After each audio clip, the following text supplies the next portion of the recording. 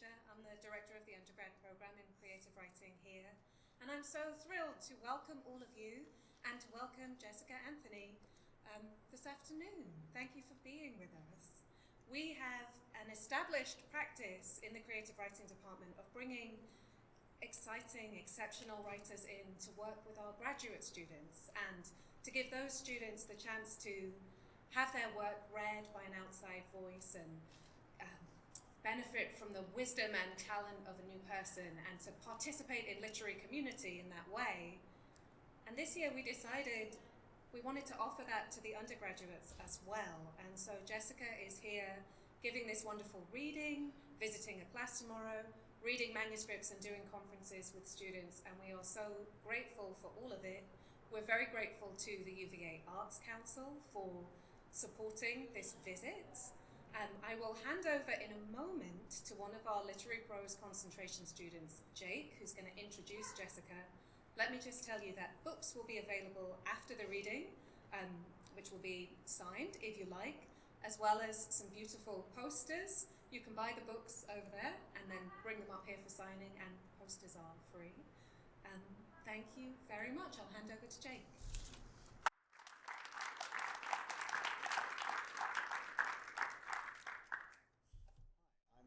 I'm Jake, as Anna said. I am a fourth year in the UVA Literary Prose Writing concentration, which means I am one of the lucky recipients of Jessica's thoughtful feedback on our work. So we are all joined today by Jessica Anthony, originally from upstate New York. She is the author of 4 novels, the most recent of which is called The Most.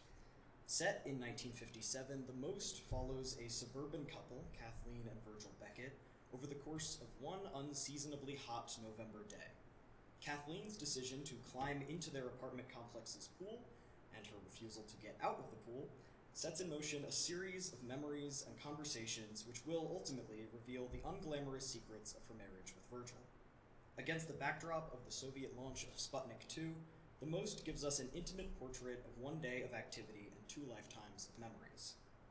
When I first read The Most, I was struck by its vivid, sun-drenched rendering of suburban America, which is why I was surprised to find out that the first draft of The Most was written during Jessica's 3-month tenure as a bridge guard in Slovakia. That residency was also where she finished her previous novel, Enter the Aardvark, which follows a young Republican congressman whose plans for re-election are interrupted by the arrival of a taxidermied aardvark on his doorstep.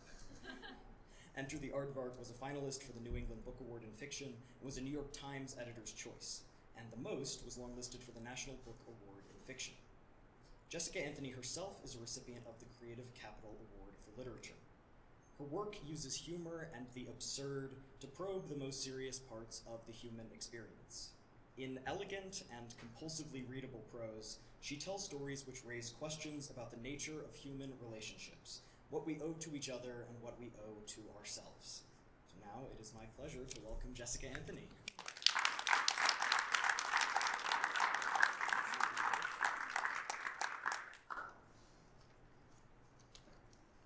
Thank you so much, Jake. That was really a lovely introduction. Like one of the best, I think. I'm so happy to be here in Virginia, not only because I'm from Maine and there's still ice on the ground in Maine, but also because it gives me the opportunity to visit with my dear friends, Karina Valianatos and Kevin Moffat, who are here. So thank you both, and thanks to Anna for letting me use your office to speak with your students. I look forward to the class visit tomorrow. And thanks also to Micheline, if she's here, and all the folks who help organize the UVA program. Thank you for bringing me. I'm actually not going to be reading from The Most this afternoon. Instead, I'm going to read a short story for you, which is, I don't know, I guess I would call it a testing ground for my second novel, Enter the Aardvark, which Jake has already described to you guys. So you're going to get a sense for a writer who is playing with voice in this short story. And, I hope you can just, as like a fellow student of writing, think of this as an experiment of kind. Okay. So here we go. It's called Ronald Reagan. I was born smiling. The day was March 30th, 1981, This was the day the sitting United States president was taking a bullet, the day my father, a national trucker for GenMed Foods, was lighting out for Ohio with 7,000 heads of iceberg lettuce, the day my mother was sharing a room at the Wobuck County Hospital in Wobuck, Texas, with a beautiful nihilist named Stacy Peterson. My mother needed medical attention like crazy, but the doctors and nurses were all at the other end of the hallway. They were watching the assassination attempt replay on TV, so if they heard my mother crying or the buzzer she worked with her thumbs, they ignored her. My mother begged Stacy Peterson to help her, but Stacy Peterson just lay in her bed, placid as a cow. Stacy Peterson just stared at the wall, murmuring, "Ain't nobody coming, and she was right. Luckily, my mother had been the catcher on her high school softball team and had these strong knees, so when it was time, when she realized that Stacy Peterson was right and that no one was coming except for me, she climbed upon the hospital bed and squatted, elbow to kneecap, until she forced me out. "Is it a boy or a girl?" she cried, and Stacy Peterson just said, some starfish, and that's when Patty Greenhorn, a candy striper, walked by. She took one look at my mother perched there, umbilical cord roping out from her womb, and accused her of serious reckless endangerment. "They could take baby away for something like this," Patty Greenhorn explained, and brought forth from her apron a pair of silver titanium scissors. She tried to cut the cord, tried to whisk me away, but my mother held up one hand and said, "Young lady, give me those scissors." And it was something in the way she said "those scissors" that made the young Miss Greenhorn hand them right over. My mother snipped the cord. She climbed down from the bed. She carried me to the sink in her room, turned on the faucet, and washed me head to heel. She rubbed me clean with a towel, then wrapped me up in a t-shirt she planned on wearing out of the hospital that said, "I can't wait to tell you about Jose Carrera's new taqueria." "I should tell someone," Patty Greenhorn worried to my mother, who calmly replied, "Nobody here ain't calling you in." So the striper did as she was told and left the room. I was still smiling. "Don't know what you're smiling at," my mother said to me, born into the same shit as everyone else, and showed my face to Stacy Peterson, who took one look at me and began her cold laugh. "He looks like Ronald Reagan," she said. And my mother, indignant, carried me out of the room. She licked her thumb and made a wet cross over my forehead and whispered to me that unless I stopped smiling, she was going to name me Ronald Reagan and just tempt her, goddammit. 6 years later, we were back at the hospital. We were in the exact same room, and my mother was dying, and I was still smiling. And that's when she said to me her parting words, which I've never forgotten. "Sooner you wipe that grin off your face, the better off you'll be," she said. "And don't get your hopes up about the return of your daddy. He lit out with his lettuces 6.5 years ago and ain't in no way a-coming back to get you." And then she said her parting words, and then she died. The nurses and doctors were watching Ronald Reagan again. He had survived the assassination attempt. He was on television in front of the Brandenburg Gate, shouting into the microphone, "Mr. Gorbachev, open this gate. Mr. Gorbachev, tear down this wall." And I, Ronald Reagan, age 6, didn't press the button. I stayed in the room with my mother. I pulled a sheet over her the way I'd seen done on TV and sat in a chair with my hands folded together, poised for what seemed like a very long time. That's when Patty Greenhorn found me. She was 22 then, a full-fledged nurse with a 3-year-old daughter that she named Kayleen Aileen. And Patty Greenhorn had loved naming Kayleen Aileen, perhaps more than anything else she'd ever done in her life, and had just recently decided that she wanted another child just so she could name it.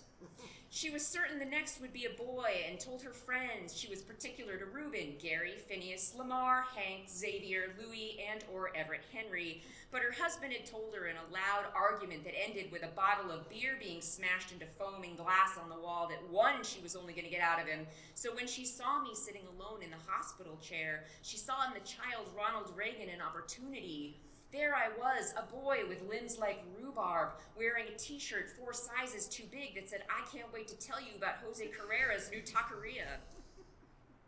"Your mama gone?" she said. I nodded. "What's your name?" she said. "Ronald Reagan," I said, and her face lifted. "I remember you," she said. "I remember you. You need a new name." "What are you going to do with my mother's corpse?" I asked her. It was clear that I had hurt Patty Greenhorn's feelings, but it was so easy to hurt the feelings of a girl who, that self-same evening of my birth and President Ronald Reagan's assassination attempt, had allowed a boy named Cameron Neebly, of all the names, to slip his penis into her vagina in the back of a Heavy More milk truck before they'd even washed it out for the day. Patty Greenhorn went outside the hospital and grabbed a policeman and pointed one finger in my direction, and that is how I, Ronald Reagan, became a child of the state. It was, as I see it, my first government job. The next wouldn't happen until 13 years later at a Three Corners Mall in Wobuck, Texas. There were two open situations. The first was at a cookie counter called Cookie Fanny's. A woman named Edith worked there, and she needed an assistant. She left her counter to come all the way into the back office to meet me, and when I shook her hand, she looked at my face and said, "Why, it's the Gipper." And the men in the office looked at my face, astonished, and everyone nodded that I looked very much like the Gipper, and Edith decided that I should be hired on the spot. She said she would be honored to work with a young man who looked just like Ronald Reagan, and it was based on this, not the assortment of greasy, rose-colored blemishes blooming over her eyebrows, not the careful, waddling way she entered the room, and certainly not the way her hand squished into my own like a glazed donut when I shook it, that I let go of her hand and said, "Madam, I do apologize, but I've got bigger fish to fry." Edith was crestfallen. It was nothing personal, I told her, but I'd promised my pale mother on her deathbed that I would make something of my life, something involving a tailored suit, and it was for this reason and this reason alone that the woman died peacefully. To Edith's credit, she immediately understood. She pinched my arm. "You go get that thing you're chasing, Ronald," she said. And as she left the back office and teeter-tottered down the corridor underneath the sterile glow of the track lighting, she held her head high. And it was in that moment that I felt my first brush of pity, or at least something analogous to pity. And my pale mother's parting words, they returned to me once more: "Honest men lose money every day, and it ain't for lack of trying." The other open situation was to serve in the charge of a mobile cart for a company called International Sunglasses. The men in the office explained that there were 7 international sunglasses in various malls in various locations around the Dallas sprawl, and no boss was available to meet me because this boss preferred a hands-off approach and lived a small but comfortable life off the meager proceeds in Boca Raton. As far as I was concerned, this was an excellent arrangement because aside from mowing the occasional manicured lawn, this was my first job. And I only knew enough about working to know that if money was not to be found, autonomy was the only acceptable substitute. I signed the papers. They showed me to my station. They asked if I had everything I needed. I told them I had more than I had ever imagined, except that I had nowhere to sleep now that I thought of it. If the men were taken aback by that statement, they didn't show it, for one of them placed a hand on my shoulder and said, even though she'd passed well over 10 years ago, he was sorry about my mother. He said he'd known her as a girl in Galveston, and well, the whole darn story just clean broke his heart. "My name is Gil," he said. "My friends call me Gil," and went on to confess how he'd promised my mother a long time ago that he would help me come to a job, though frankly never would have expected she'd have left us so soon. "Fix you up good in the basement," Gil said, nearly choked up, and I thanked Gil for his kindness. I assured him I wouldn't be staying long at the mall, just until I had my own money, and I recall the exact look of sorrow that crossed his face. The man couldn't even look at me as he said, "No doubt, no doubt." He showed me the basement that afternoon. The air was damp and smelled of cardboard, which made sense given that it was filled with stacks of damaged and discarded items overspilling from cardboard boxes of every imaginable. "But I should help myself," Gil said, as everything would be cleared out in a few months for the Goodwill anyway. So after Gil left me, I immediately staked for myself a small corner and outfitted it nicely with drapes and decor items which had been carefully rejected from all the major department stores. A healthy 19-year-old boy does not need much in this world, so to me it was a bounty. I selected 2 large gilded cheetahs and a floor-length mirror and hung drapes from the basement rafters that were purple crepe with gold stripes. On top of this, Gil had pointed me to an expensive pillow-top mattress which had duly served its purpose as a floor sample and was incorrigibly smudged with shoe dirt and grease from the heads of other Texans. Next to the mattress was a mountain of discontinued sheets, 600 count, at the bottom of which I unfurled a miraculous sheath of genuine lamb's wool, which is why, all in all, I found the sleeping in the basement of the Three Corners Mall to be some of the best I'd ever had. I propped the mattress up on a platform previously used to promenade microwave ovens and placed 4 naked male mannequins, one on each corner around the bed, each raising one plastic arm up high as though holding an invisible platter, and around the lengths of their fingers I tied several sets of gold and purple sheer curtain panels, so when I laid on my back and gazed up, I realized I had created for myself a mirage of silk and gold. The cheetahs glowed next to the white mannequins, which were made from a shiny plastic and pressed from perfect molds, which to me looked like Greek gods, and it was at that moment when I felt for the first time in my life washed with ecstasy. Every day at 6 a.m. before the mall opened, I walked upstairs and bathed in the employee bathroom, and there were plenty of towels and shampoo and deodorant, accessories which I have no doubt were secretly funneled my way through the hands of Gil. I never once wondered how Gil knew my mother or why he volunteered such care for her son. I was only interested in the fact that I had arrived at the mall with so little, and now in such a short time was living like a king. It didn't matter that I didn't have my own apartment or my own business, as no one I had ever known did such things by the age of 19. All the boys I'd ever known in school had busied themselves with mundane things like nipples and college. I'm not cynical about these boys, but it should be said that none of them would have ever understood why this arrangement living in the basement of a mall suited me so well, and as I cleaned myself by heart and hand in the employee shower stall those early hours, I sensed in myself a palpable feeling of opportunity. I knew even then that I had somehow managed to escape something, though at the time I could not possibly articulate what that something was or might be. By 8 a.m., I arrived at my cart and set myself up next to the other salesmen working their carts. I was selling sunglasses. They were selling jewelry, watches, candy, soap, cellular phones, ladies' hand creams, and vitamins. As the business was new to me, I was alert, listening to the lines the men gave their customers and memorizing what worked and what didn't. And before long, I understood that the man selling watches would always fail because he became impatient, standing alone for so long. And whenever a customer walked up to his counter, his overexcitement translated into desperation. The man selling hand creams failed because he tried to make it too personal too soon and would feed women lines like their body parts could smell like fresh-picked flowers and he could show them how. And the man selling candy didn't understand his own product and underpriced everything and consequently spent the bulk of his day shuffling off homeless. As the years passed, I paid careful attention to my attitude and composure. I never begged for customers, nor did I engage in their private business of examining my wares, and I learned to identify the slippery second when they were debating whether to bother the salesman with a question or simply walk away. Now that I think about it, I was not actually in the business of selling sunglasses, but vanity, and I must say that I was an excellent salesman because I understood there were as many different kinds of human vanity as there were sunglasses. The problem was that despite all of my nuanced efforts, despite the fact that numerous people would walk up to my cart and try on sunglasses, often lingering for a very long time, it proved difficult to get them to reach for their purses or wallets. One day I decided to improve the viewing experience for my customers. My cart came with only 2 very small and narrow mirrors placed between the dividers of the plastic carousels which held the sunglasses. So at the age of 21, when I had been working at International Sunglasses for nigh on 2 years, I went to the back office and asked Gil if he might know where I could find a larger mirror for my cart, and he sent me to Macy's. At the Three Corners Mall, one enters Macy's through the men's section, and I discovered in a daze that I was surrounded by the smell of what seemed to me to be the finest wool in the entire state of Texas.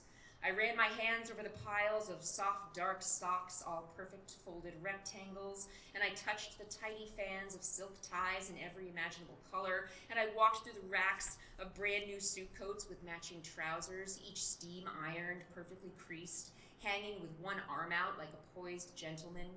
I pressed my face into the suits and breathed in, ran my fingers along the full length of tidy seams, and imagined that I was feeling exactly what an archaeologist must feel, having at long last unearthed the dusty, intact bones of a creature he has pursued for a lifetime.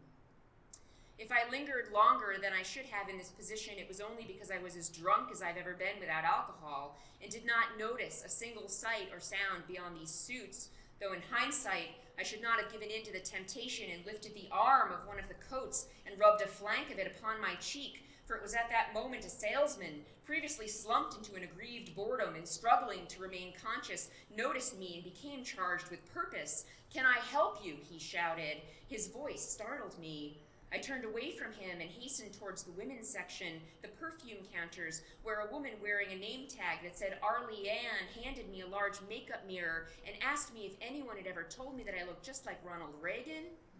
"It's uncanny," said Arlie Ann.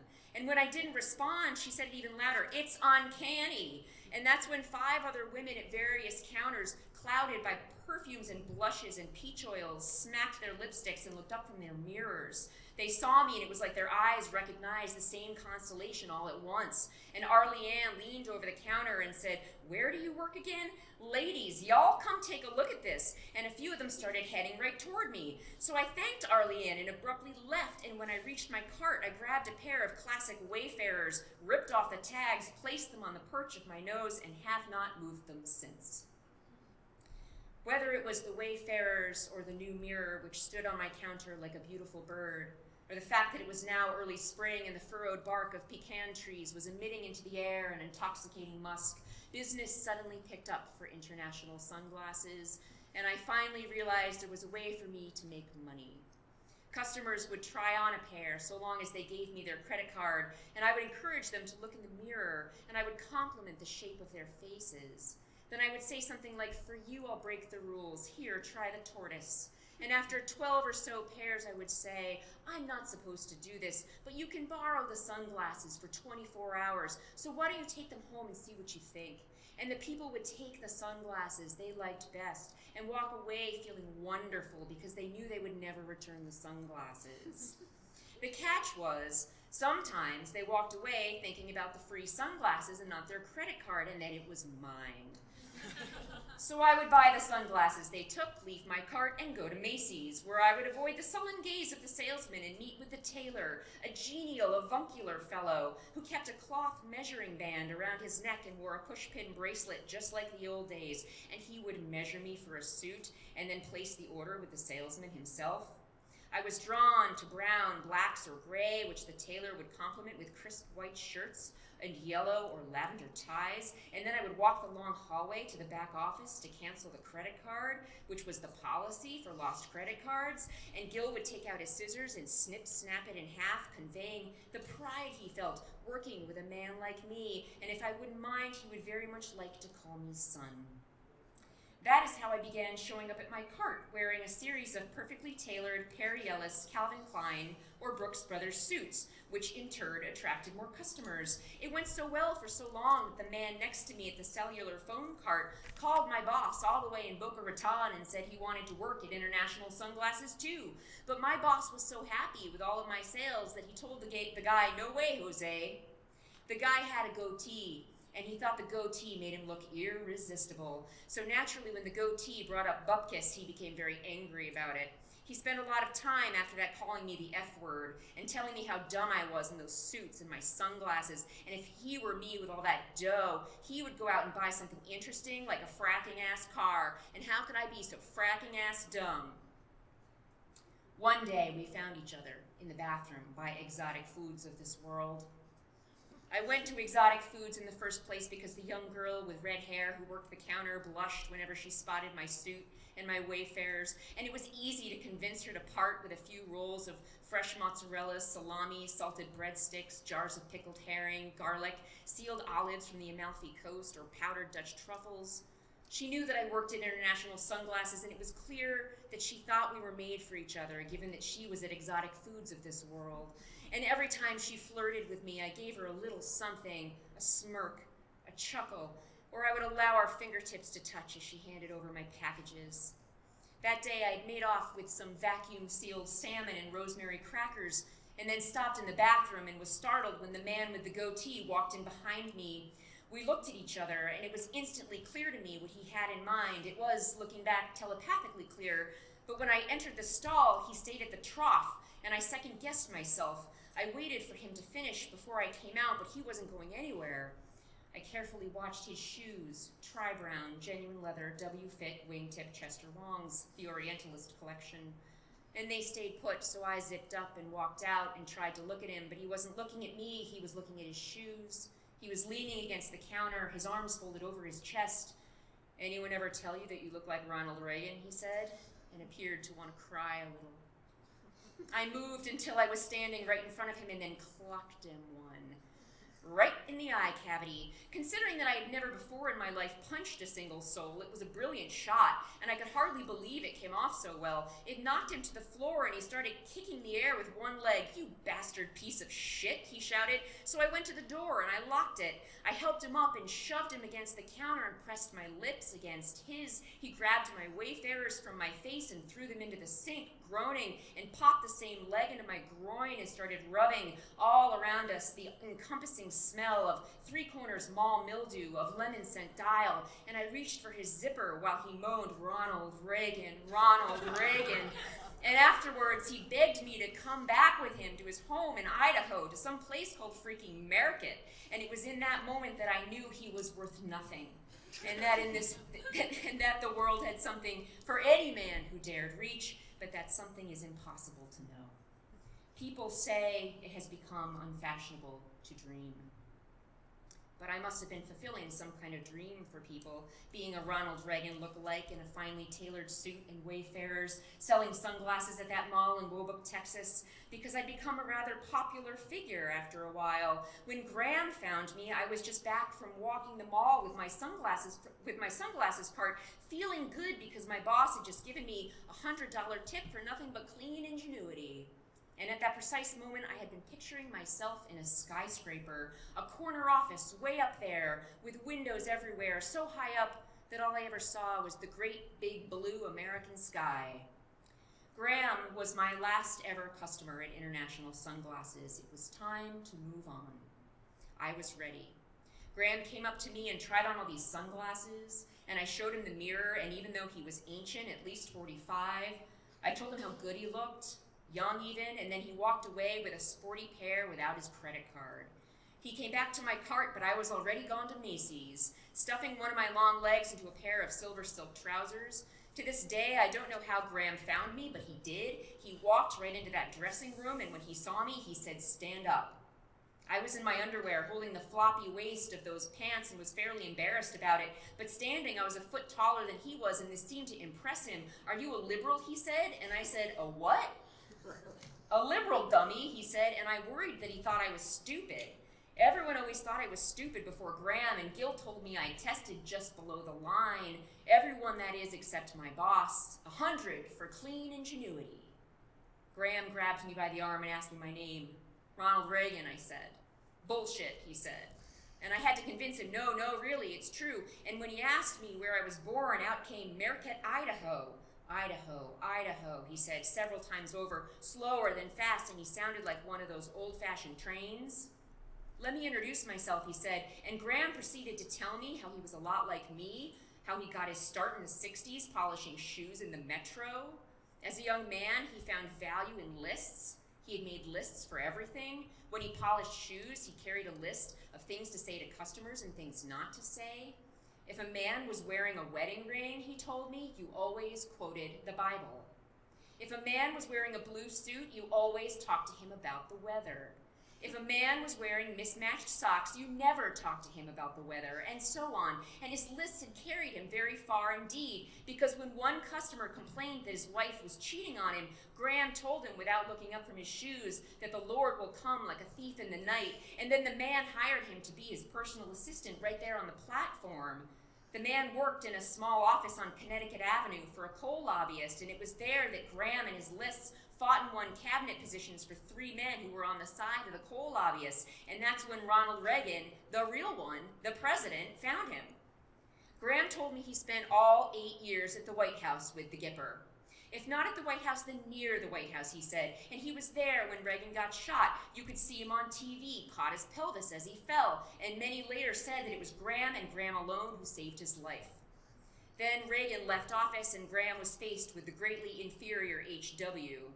He had been sitting at his desk one day, and H.W. walked into his office wearing mismatched socks, and Graham, underneath a welter of important papers, had momentarily forgotten his lists and said that it was turning out to be a fine day, wasn't it? And H.W. stared at him like he was an insect. "Why, you're a goddamn idiot," he said, and that was the end of Graham. He spent some time in Vegas after that with a woman named Valencia Valenzuela, who he called Vivi, and together he and Vivi ran a fairly successful used car dealership specializing only in high-end vehicles like Mercedes and Benzes. Then the recession hit, and he learned that Vivi made out with both his best friend and his best salesman, so Graham stole a shiny red Alfa Romeo off his own lot, headed south, stopped at the Grand Canyon only to throw his keys to the joint into the chasm, then turned left and made a beeline back to Washington. "But that's the past, Graham said to me that day at the Three Corners Mall. "There are 1,482 people in the town of Wobuck, Texas, and every single one of them is going to vote for you. They're going to lose their minds." "Say it back to me." "They're going to lose their minds," I said. "You are a very handsome man," Graham said, and cupped my ears with his hands. "You're so handsome that these people are going to want to date you in the sex after. But your name cannot be Ronald Reagan. Let's call you Almus, Ronald Almus. You are very handsome, Ronald Almus, especially for being 36 years old." "I'm not 36 years old," I told him. "How old are you?" he said, and I said 30. 30, he breathed. "It's better that you're 30. It gives us more time. There's a classic look about you. I can't put my finger on it, but it's there. You look like a young father, a young founding father. You are the modern founding father." And then he said, "Heavens, a slogan." And 4 years later, after Graham considered me sufficiently groomed, that was the first thing he said. He zipped off on his free spiral notebook from the desk at the Green Lantern Inn. So to answer your question, that is why I always stay at Green Lantern Inns. When we started this campaign, Graham said we'd only be staying at the Green Lantern Inn, and from then on it was always the same. I don't know why. The place is a chain, and each one looks the same, a motel with green shingles and a large wooden sign swinging next to the front door with a green lantern on it. One time, when we were outside, Graham knocked the sign with one knuckle. "This will be our trademark," he said. "When everyone else is staying in Marriott's with their beige beds and fart-colored carpeting, Ronald Almus's campaign will be at the Green Lantern Inn." The first time Graham made reservations, he walked into the lobby decorated with vintage lanterns, and he was so excited that he pinched the soft part of my armpit. He told the man behind the counter that Ronald Almus, a nobody from nowhere, was running for president of the United States and was planning on staying at Green Lanterns at every campaign stop. The man, black and heavyset, looked at Graham and said, "I can offer you our premium value customer rate for 28 days or more, and it comes with a free notebook." So we signed right up, and Graham took me into a room no bigger than a bathroom and sat on the bed. "It's not much right now, I know that," Graham said, "but just you wait. Just you wait until you see what I have planned." "Now," he said, "I've got 2 words for you," and he showed me his new notebook where he had already written industry. "Do not talk about sex and drugs," he said, "even if anyone asks you. Those are issues for Democrats. And you are now the modern founding father. Sex and drugs is beneath you, Ronald. You have a wife. You have a church." And when I reminded him that I don't have either of those things, Graham said, "Right, time to get you a wife. That's no problem." He opened his phone, flicked off a text, and got one right back. "She'll be here this afternoon," he said, and sat back satisfied. Then Graham said, "Do you know what I saw this morning, Ronald?" he said. Right outside of Wobuck, there's one of the biggest cemeteries I've ever seen in my life. It goes on for miles. Who were these people, I thought to myself, and why have they died? Why does a town of 1,449 people have such a big cemetery like this? But that's not what I want to tell you. What I want to tell you is that there was a woman out there this morning. At first I thought she was grieving, but she wasn't holding flowers. She was holding her phone. It was one of those mornings with the sun all beautiful and everything, and there was this woman taking pictures of tombstones with her phone. That's where we're at, Ronald. That's what America is up against. You're about to change all that. Do you understand? Repeat after me, he said. I'm about to change all that, I said. And that's how we started. Graham talking to me like that in a room at a Green Lantern Inn in Wobuck, Texas, with an army of reporters not waiting outside. He told me one day an army of reporters would be waiting outside and moved his hands dreamily about his face, his fingers exploding imaginary camera flashes, and that's where we are. My wife? I almost forgot. That afternoon, Graham was combing my hair into a coif when there was a knock at the door. I went to open it, and standing in front of me was one of the tiniest, blondest women I've ever seen in my life. She couldn't have weighed more than 95 pounds, and she was dressed in a sharp pink suit with her bright yellow hair starched into a helmet. Her makeup was caked and sticky, and she had a little rouged nose that looked like a peppermint. "Hello," she said, and a tiny hand ejected itself from the jacket. "Hello," I said, and shook her hand. "I'm Paige," she said. "I'm the wife." And Graham leapt up and welcomed her into the room. He circled around her with a nice chair and brewed up some coffee. "You are gorgeous," he crowed. "Look at her, Ronald. Isn't she gorgeous?" And I said, "Yes, she's gorgeous." But I thought he wasn't making sense, and Paige and I must have both been looking embarrassed about it, because then Graham got down to business. I was speaking to a crowd outside of Grenadines that night, the nicest chain in Wobuck, where they serve lobster thermidor with horseradish sauce and fresh local butter from actual cows. It was a fact which they advertised on a yellow piece of paper taped on the door, and Graham said I should mention cattle in my industry speech. When it was time, he explained, Paige and I would walk on stage in front of a crowd of 100 and talk about cows and industry. My opponent wants to talk about sex and drugs, I should say, but sex and drugs is beneath me. It's beneath all of us. And then I would shout, "Industry, industry," into the microphone, and the crowds will lose their mind, Graham said. And he was right. All of this happened. Afterwards, he sent Paige back to the motel and took me into the Grenadines and bought me a club soda and lobster. When the platter came, I dug into the white meat, butter spilling over my chin and onto my tie, and never in my life had a meal tasted so good. Graham ran his hands over the shoulders of my black Pierre Cardin, spit into a napkin, and dabbed the butter from my tie. "It's good that you are always smiling," he said. "You are a natural, you know that? But are you 5 spilling butter on your tie like this?" he said. "Are you 5 years old?" "I'm 30, remember?" I said, and then Graham asked if there was anything about my past I hadn't told him, anything at all that might one day come back to haunt us, and I told him of course not, and he unfolded a poem from his pocket. It was a poem called "At the Ball Game," and it was a poem about a crowd at a baseball game. Graham told me that there was nothing more American than baseball. "The crowd," he said, "moves uniformly, without thought. Do you understand?" "What is the Inquisition?" I asked, and he said, "Don't ask me that," and ordered me to return to my room. "I'll wake you in the morning from here on out," he said. And at 6 o'clock this morning, Graham came into my room at the Green Lantern Inn to make sure that I was awake. He knocked loudly on the door until I got out of bed to open it, and he was standing there in his own black Pierre Cardin, which he purchased for himself all those years ago at the Three Corners Mall. He was sporting his own Wayfarer's, hair white as cocaine.